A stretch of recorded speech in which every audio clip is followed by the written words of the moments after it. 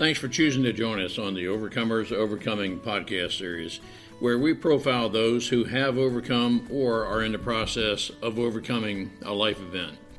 We have 3 objectives with this podcast series.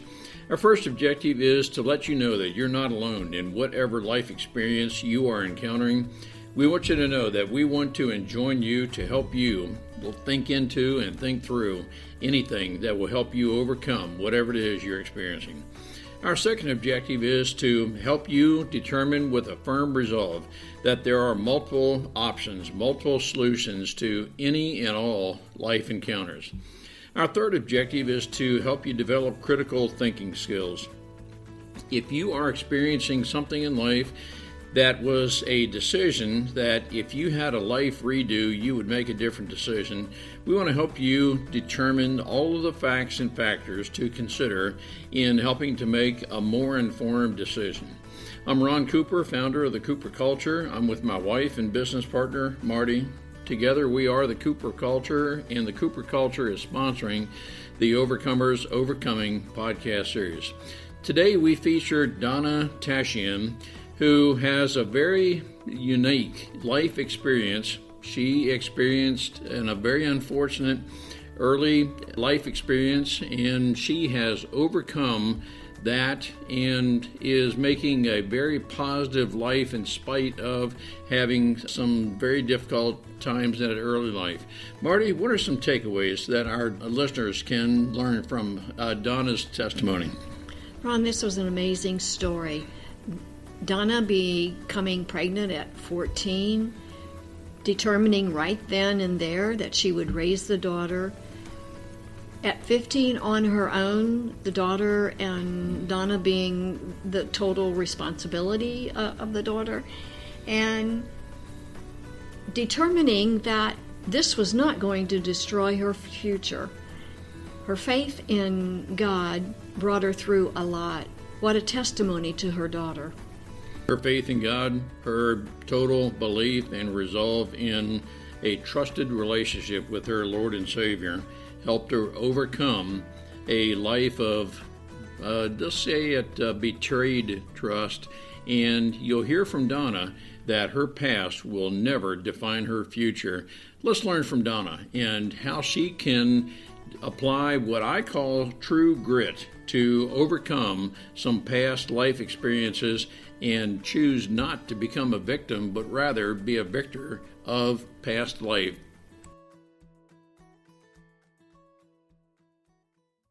Donna, thank you so much for joining us. Our audience is going to be very interested in some of your life experiences, Donna, that you have had, and you've had a great life of overcoming, and you are a life coach and a speaker, and you're passing forward, it seems, Donna, a lot of your life experiences. So we're very interested in just where you've been in life, maybe a brief backstory, but more so, how can we help others who may have a very similar background as yours or a backstory as yours? How can we help them to overcome? Donna, welcome. It's going to be good to hear from you. Thank you, Ron. Thank you, Marty, for giving me this opportunity to share my story and the hopes and prayers that as I share my story, that it will be an encouragement and an inspiration and bring some peace to those that are listening. Would you like me to just dive in? Please do. Dive in with any amount of backstory so that our listeners can have an appreciation of what it is you've overcome. Great. I grew up in a blended family. We were, if I were to look back, probably really close to poverty level. I remember gleaning in the fields and canning and all of that kind of stuff and having chickens and cows so that we had food to eat. But as I grew up in this blended family, at the age of 14, I became pregnant from a family member who had hurt me. I grew up in what I would call a religious home, and what I mean by religious is there's rules and regulations more than a relationship. And so there was, we're going back quite a few years, teenage pregnancies in my sphere was not accepted at all. My mother actually hid me There was shame attached to it all, and it was a really, really hard time.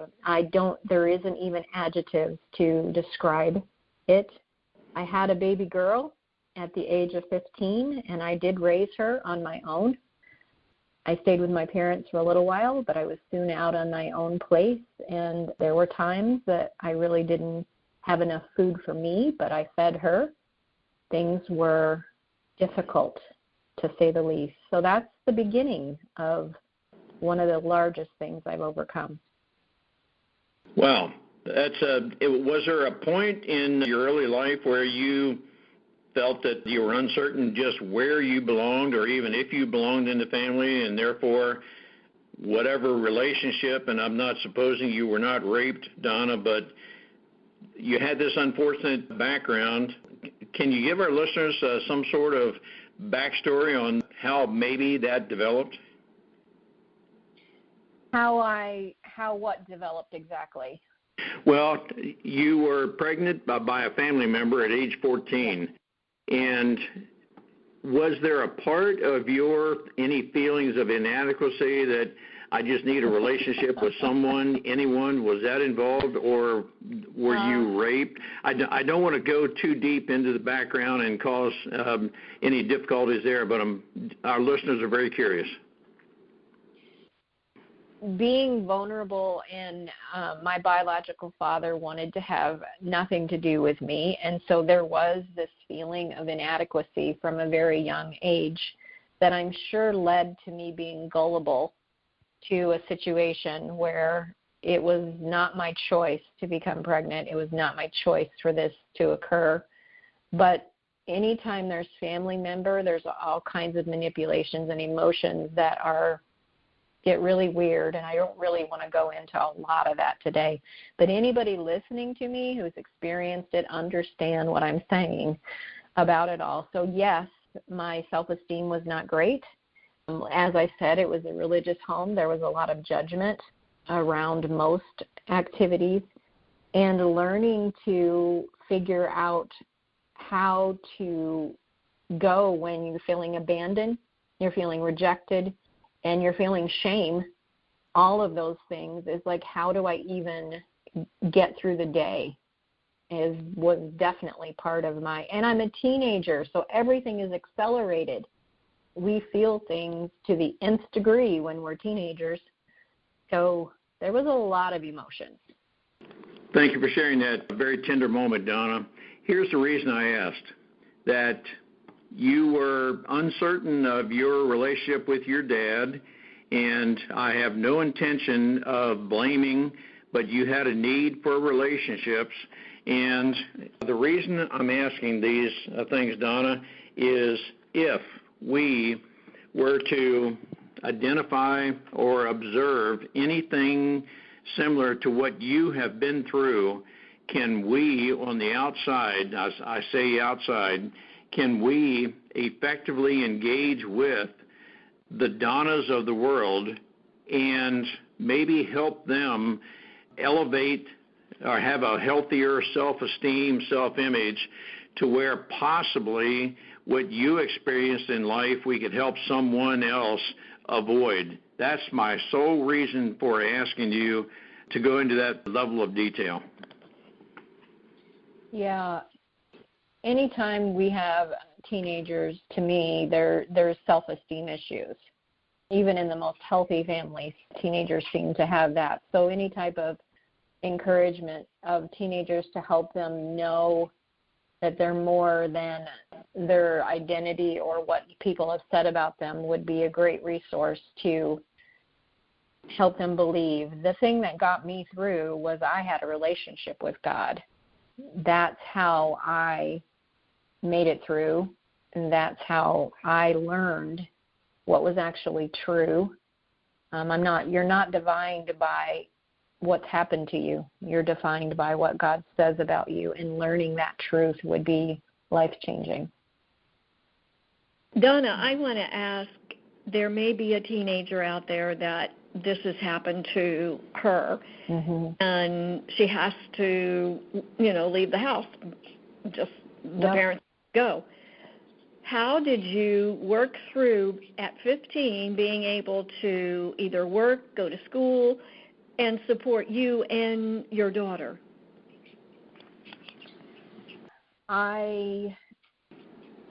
When this occurred, I was a ninth grader, and I had her when I was in 10th grade, and I graduated from high school, and this was going back in the 1970s. So there was no computers, home computers and all the things we have today. And I graduated through a correspondence course. We would call it homeschooling, but we actually mailed our tests in. They were graded. They mailed them back. I graduated high school by the age of 16 doing it that way. But there's a lot of resources available today if I'm speaking to a teenager today to go ahead and graduate. And then on the side, I did babysitting and house cleaning for income at that time while I graduated. My parents didn't charge me. They charged me rent when I had her. They charged me for any products that they purchased for my little girl. And so I had to work. I didn't have a choice. I had to make it through. And that, at least I had a home, even though it wasn't what I would have had to pay if someone actually kicked me out. But there are lots of resources available for teenage moms, young moms, to be able to make it, and find someone is what I would say to help you find out what resources are available so that you can make it. There's an aspect of your life, Donna, that is coming across to me as true grit. That's a term that I use. It seems you have either an innate true grit, determination, or you learned that through life. I understand you do have a speaking topic. You're on tour, changing baggage to luggage.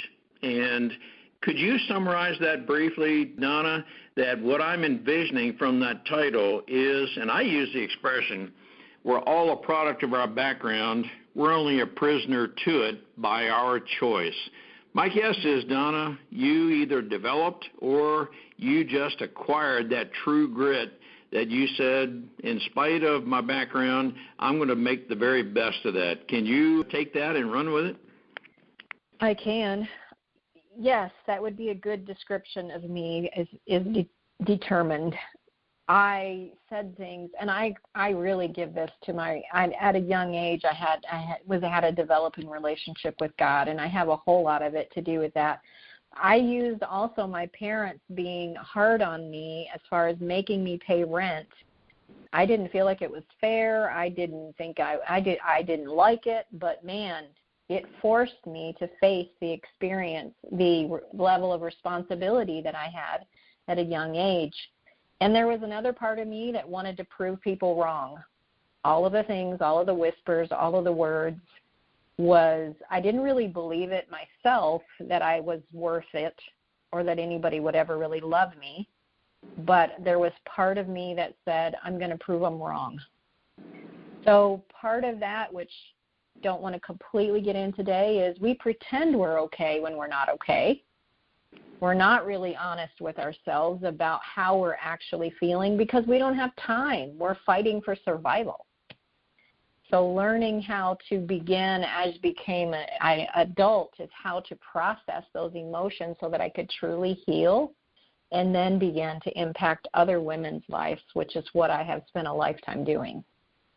Talk to us a little bit about your relationship with God.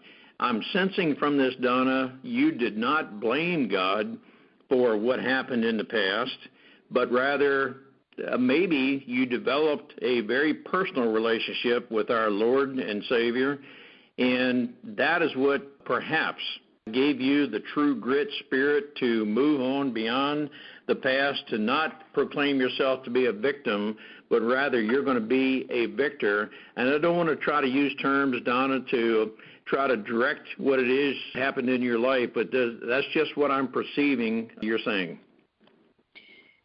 Yeah, I came to know God and Jesus at the age of 12, and it was a event I can still recall, so it wasn't a simple event. It was a life-changing event. And no, I didn't ever blame God for this. I knew he was my answer, not my problem. I never believe that he causes people to behave the way they do. People choose to behave the way they do. And we can take, I wouldn't have said this at the age of 15, but we can take any circumstances and choose how we're going to be instead of letting the circumstances determine. One of the declarations that I've developed over the years is my past does not determine my future unless you let it. So that's how that all began. Would you say that in the context of your past will never define your future, have you always felt that, or is that something that, let's just say, a demeanor, an attitude, a mindset that you had to develop? How did that come about? Because we, possibly you as well, have dealt with some people who have the victim mentality. Yes, I have dealt with people that feel like they want to stay a victim. And there's a lot of mindsets that go into the hopelessness that's attached to I'll never be above that.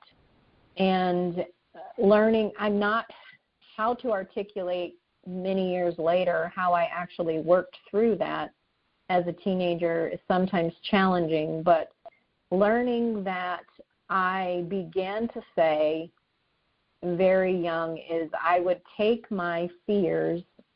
For example, it was real for me. I was 18 with a 3-year-old wondering how I was going to feed her.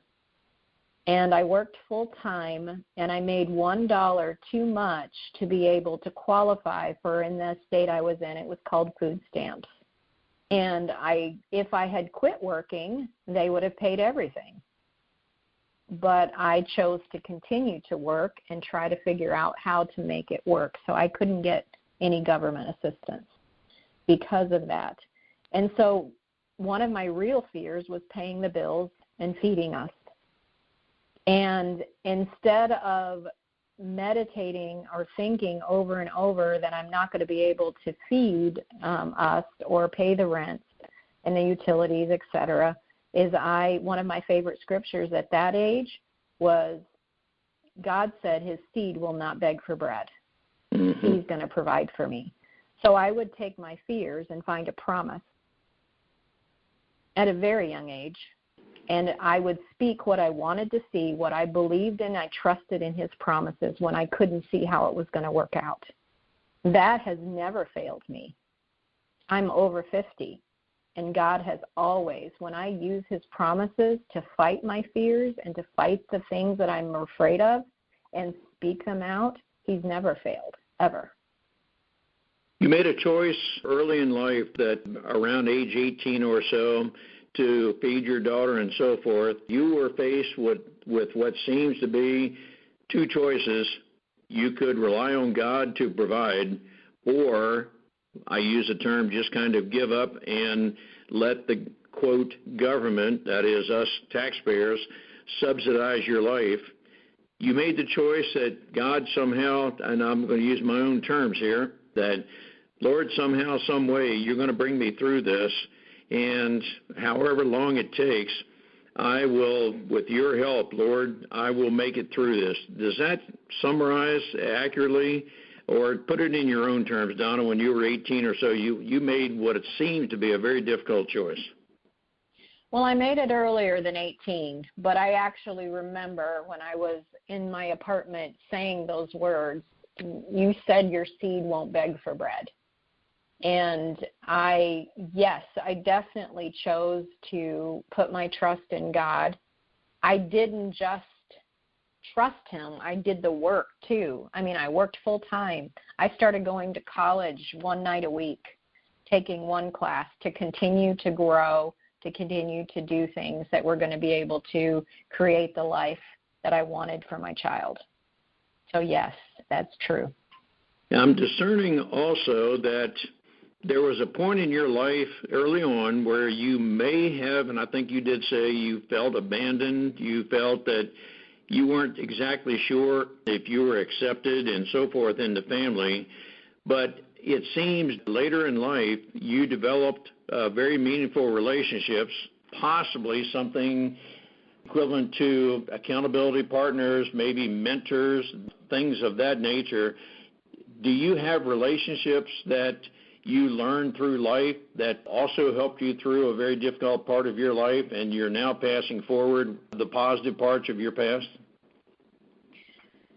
I didn't have anybody in my life. There was a few people. There was one woman at my job that was an encouragement, but pretty much it was me and God for a large part of my life. I met my husband when I was 18, 19. Yeah, I was 18 when I met my future husband. But he was a man, and I wasn't sure I trusted him. And so I kept most people at a safe distance to be able to feel safe. And I felt very alone in most of the things. So that really didn't happen until after I was married for a while, where I got involved in a church and I began to have some mentorship for me personally. Trust is a very, very delicate term. It takes a while to develop trust, and when trust has been betrayed for any reason, it can take a long time to reestablish trust. Donna, I'm just picturing and mentally that, yes, trusting a man could take a long time for that to happen. And I think you've just said that, yep, it took a while for you to maybe ever trust any man at any time. Can you help our listeners who may be dealing with that topic? How can you ever trust somebody? And I know trust covers a wide expanse of topics, but in this case, you prayed. How do you reestablish trust? Oh, how long do we have? Yes. We may need to get into this one more another time, but first of all, my future husband never did anything not to have me trust. And so he was steady and trustworthy in every part of our relationship. But what we tend to do is we make our past encounters in relationships, the current one pays for that. And so learning that the way that we progressed, my husband and I, is that he knew my past. He knew my fears. He knew my insecurities, and I shared that with him before marriage. And so when I would ask him, our joke now today, we've been married 38 years. So my joke now today is he'll say, "I love you," and I'll go, "What?" Well, and because I need him to say it to me again, which is not the case anymore. But it was the thing in our early marriage is that he needed to continue to tell me, "I love you. I love you. I love you." And it began to be, I could actually believe it, that I was lovable, that he loved me, that I didn't have to be afraid. And it takes time. The biggest thing for getting over the past is forgiveness. And that's probably another subject that's not a small one, is learning how to forgive your past, perhaps yourself, as well as others, so that you can receive the healing that comes to be able to dawn a new day, to begin to try a new relationship, to continue to give love the opportunity instead of allowing the pain of the past to hold us back. You're very articulate, Donna. We have about 5 topics that we definitely want to follow up on. But, Donna, for our listeners and focusing on changing baggage to luggage, for those who might be carrying that baggage of the past, and yes, forgiveness is a part of that, but, Donna, can you help our listeners with a call to action? That is, for those who may be dealing with, let's just call it stuff from the past, can you help them develop the right mindset? What is the action that you can recommend to these folks to let's just develop a mindset that we're not going to allow the past to affect our future? But for those listeners who are saying, Gosh, I've had this on my mind for so long, I don't even know how to start a new future. Can you help us with a call to action? I can do that. The first step is being super honest with where you are. I call it where I am on my own map. You know, when you go to the mall, or when we used to go to the mall, and go to those directories and the red dot says you are here, most of us don't really know where we actually are. And sometimes this process can be scary because we pretend we are okay because we have to be okay. And it's that where I am on my own map and being very honest with yourself of what you've actually been through and where you are. Only then can we get an idea of where we want to be and learn how to get a vision that's for the future as opposed to stuck in the past. What I did is, along the way, I got a mentor. Today I would call it a coach, to be able to help me see what I couldn't see, to help me to heal, to change my perspective. And so if you're listening to me and that's you, be really honest with yourself and be brave enough I am available. I specialize in helping people turn their baggage into luggage because you were designed for greatness.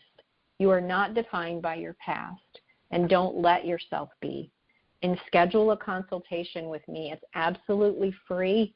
And I hope you can hear my heart, that my passion is to help you be who God created you to be and not be defined by the pain of the past. Very well stated, Donna. And what I would like to do, Donna, is schedule some other times with what could be some, I think it's essential. The topic of forgiveness. There are many of us that are living in the past because of things that have happened to us. Maybe we're not able to forgive that person or even ourselves, but the aspect of self-esteem, confidence, and several other topics that you have suggested. And we can learn from your past because none of us wants to let the past affect our future. Relationships, mentors, coach, emotions, trust, all of those things are factors that you have developed a very healthy attitude toward. And Donna, what I'm sensing is you feel very free to be as vulnerable as you need to be, that your past is what it is, you've learned from it, but you're living today and forward. Is that a pretty accurate statement? That is accurate, yes. Donna, we'd like to come back with you and do some more episodes. I can sense maybe 5 episodes of life experiences that people are going to benefit from. Can you join us at another time? Yes, I can. Great. We look forward to it, Donna. I hope I can take the time to talk with you heart to heart. Is there anything in your past that is possibly dictating your future? There is an aspect of awareness, being totally aware of who you are, what the past has been, what the future is, determining your why, determining your future, determining your purpose. Those are all factors that help determine who you are today, why you're living life, and how you're going forward. But there are some who have had hurts in the past. There are some who have had things happen in the past, and without even consciously being aware of it, we're allowing those things to affect our future. Donna made it very clear that she will never allow her past determine her future. She has what I call that true grit mindset. She has that determination that irrespective of the past, doesn't matter what has happened, how bad it is, the deep marks that have occurred in the past, I, Donna, whomever I'm speaking with, will move forward, and everything about my life is today and forward. Not easy. We have to overcome anything that is dictating our past and be aware of what is happening in our life, be aware of those factors that can be influencing our future. Coaching is the aspect of overcoming those events that are keeping us from living the God-ordained, God-designed principles in our lives. Let's get together. Let's talk, and let's see if we can't address those aspects of the past that are possibly adversely affecting your future. Donna is a life coach. Marty and I are certified coaches. We can help you overcome anything in the past that is keeping you from living your designed purpose, living at your full potential. And we want to help you to live that life that God created for you. Let's get together and let's have a free consultation. We want to make this complimentary to you to determine if we are the right people to help you. Donna will do the same. Let's talk this over and let's get together. Call us at 410-586-1875 or send an email to ron@thecooperculture.com or Marty, Marty, at thecooperculture.com. Donna also alluded to relationships. Marty and I have a digital course on relationships that is dedicated to learning people's personalities and learning how to adapt to and accept each other. We know that acceptance is one of the very basic aspects of our lives that we all long for, but there are some of us who try to determine how we can accept others who are very different from us. We all have a need for acceptance. It's a matter of whether others can accept us. If we feel in any aspect of our life we are not accepted, that can have an adverse impact on our future, and it's dependent on just who we are and are we aware of those factors that can have an impact on our future. The relationship course is digital and it is dedicated to dating relationships leading into marriage and into romance. Marty and I are working on a comparable course that is workplace relationships, and we will make that available to you as soon as that is produced. So let's get together and let's share some ideas. Talk with us and let's engage with each other. What others have experienced in terms of overcoming any life events, what have you learned from yourself or in working with others that can help people overcome life events such that we will never allow the past to dictate our future? We look forward to communicating and engaging with you. Let's talk.